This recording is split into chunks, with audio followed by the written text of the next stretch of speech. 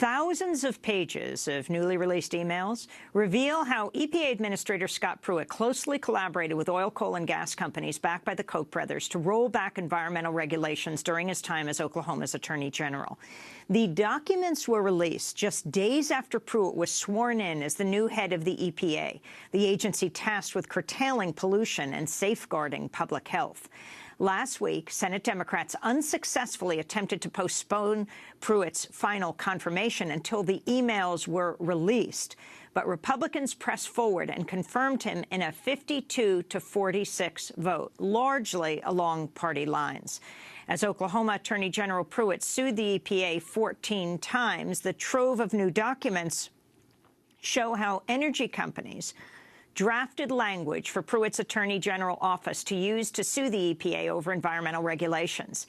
In an email from August 2013 from Matt Ball of the Koch-backed Americans for Prosperity to Pruitt's communications director, Ball writes, quote, "Thank you to your respective bosses and all they are doing to push back against President Obama's EPA and its axis with liberal environmental groups to increase energy costs for Oklahomans and American families across the states. You both work for true champions of freedom and liberty." These documents were obtained by the media watchdog group, the Center for Media and Democracy, after a lengthy battle. The emails were released because a judge ordered them released. For more, we go to Madison, Wisconsin, where we're joined by the group's executive director, Lisa Graves, also the publisher of Exposed by CMD.org and PRWatch.org. Lisa, welcome back to Democracy Now! Explain what these emails show. You just got thousands of them in the last 2 days. Well, these emails help show the cozy relationship between Scott Pruitt and the industries that he was tasked with regulating as the Oklahoma Attorney General. And so what they reveal is more of that relationship, the way in which he was praised by the Koch brothers operatives, the way in which he was urged by energy company lobbyists to just cut and paste from their materials and from other documents that they had jointly or worked on together to produce. And this is part of a longer investigation that we've been conducting about Scott Pruitt and about the Republican Attorney General's Association, where you can see through the documentation we've obtained how much these industries are paying to curry favor with these attorneys general. And in this instance, you have this man who now is the head of our Environmental Protection Agency and has such close relationships. And I think that the Republican senators, Senator McConnell and the White House, were eager to rush his nomination through because they feared that more information, more evidence would come out about the closeness of those relationships. And this is just the tip of the iceberg. We know they're still stonewalling us. We know that there are many thousands more emails that they have failed to produce and that are part of our ongoing set of requests for information about Scott Pruitt and about the communications of his office with these industries, including Devon Energy, Koch Industries, and more. Let's go through some of the emails. In 2013, a lobbyist from the law firm Hunton & Williams, which represents major utility companies, sent Pruitt's deputy solicitor general a white paper and talking points. The lobbyist suggested the staffer should, quote, cut and paste from it when encouraging other states to file comments on an EPA protection aimed at addressing air pollution. Well, right. I mean, you have that email that just came out, as well as the emails that were discussed by Eric Lipton in his New York Times story that won a Pulitzer Prize back in 2014, 2015. What you can see from that is this idea, that email, other emails, that maybe we should call them cut and paste Pruitt. Because basically the relationship between industry and industry groups or utilities and Pruitt's office was so close that there are numerous references to saying just cut and paste this, cut and paste that. You know, that's not what we expect of our attorneys general. That's not what we expect of the head of the EPA. These guys are not supposed to be doing the bidding of private industry. Private industry has its own lawyers. The lawyer who is the head of the Oklahoma Attorney General's office is supposed to represent all the people and the public interest, just as the head of the EPA is supposed to represent all Americans, not just the corporations. And yet you have this man who has basically spent his life's work advancing the industry position, targeting and attacking efforts to regulate the toxin of mercury, other serious pollutants, trying to undermine efforts to address the harms to our climate and more. And so that email is just one of many that shows this pattern that we see of this cut and paste idea for Scott Pruitt and his team. So talk about the relationship that is exposed through these thousands of pages of emails that you got through a lawsuit, a judge ruling just, what was it, last week, that these should be released immediately, and the Senate moving very quickly to confirm Pruitt before the emails were delivered to you. That's correct. The judge ordered that the first set of documents, that order came down on Thursday afternoon, and there was plenty of time for the Senate to wait to get answers, in part because it wasn't just our requests that were unanswered, but also numerous requests by senators on the Environment and Public Works Committee that Pruitt was stonewalling them as well. But there was this rush to push him through. Why the rush? There was no need for him to be advanced so quickly to helm the EPA. The Senate is entitled to that information. More importantly, the American people are entitled to that information.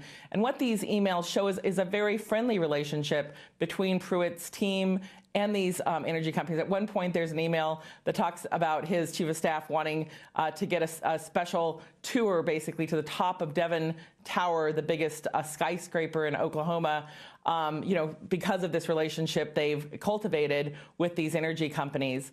But there's more. There's more praise from these energy companies for the job he's doing. And beyond that, as part of our ongoing investigation, we've helped document how Scott Pruitt has done closed-door briefings with some of the hugest energy companies in the country, including Murray Energy, in which the panel was calling the Clean Power Plan dangerous.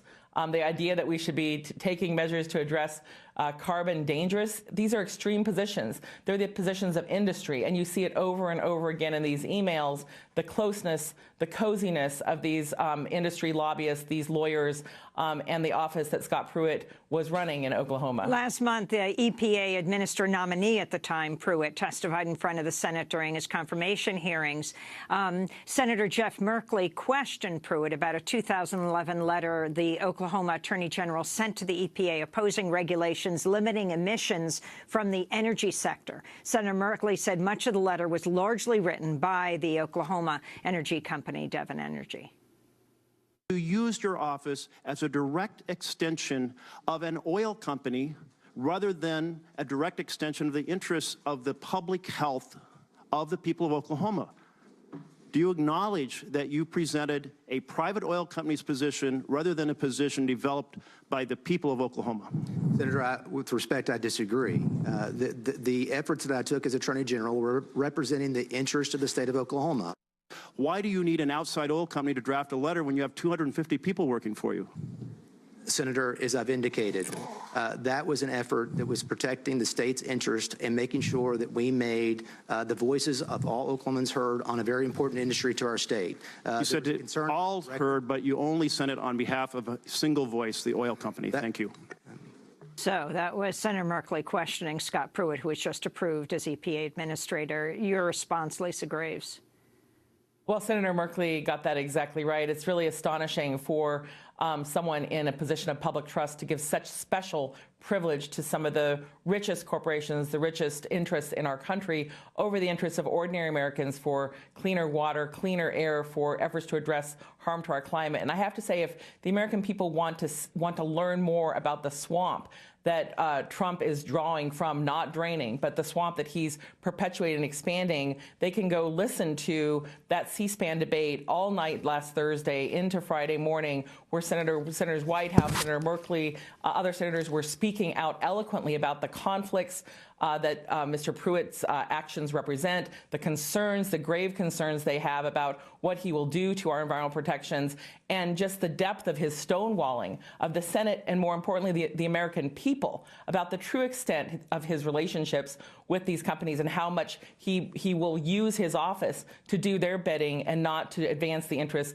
of all people. And that letter that Senator Merkley pointed out is a salutary example of how he perceives his role is to represent their interests. He thinks that that's basically representative government action. Those corporations don't have a right to vote. People do. The American people have a say in these measures, and these statutes are on the books to protect us, not to protect oil companies and energy companies who have polluted our waters and our air and have harmed our climate. Lisa, I want to get to two other issues. One is the headline today, Trump rescinding the Obama directive on bathroom use, dropping protection for transgender youth. Clearly, now the Attorney General, Jeff Sessions, has played a key role in this. You wrote a letter opposing Jeff Sessions as Attorney General. We're seeing this as one of his first acts. Can you quickly comment? Well, I'm not surprised, but I'm gravely disappointed that the Office of the Attorney General would be used in the way that Senator Sessions, now Attorney General Sessions, is using it to advance discriminatory policies that hurt some of our most vulnerable people in our country, and those are young people who face such a high risk of suicide. I think it's an indictment of his characters, Jeff Sessions' character, that he would push his office forward to undo the protections that have been put in place to try to protect these young people.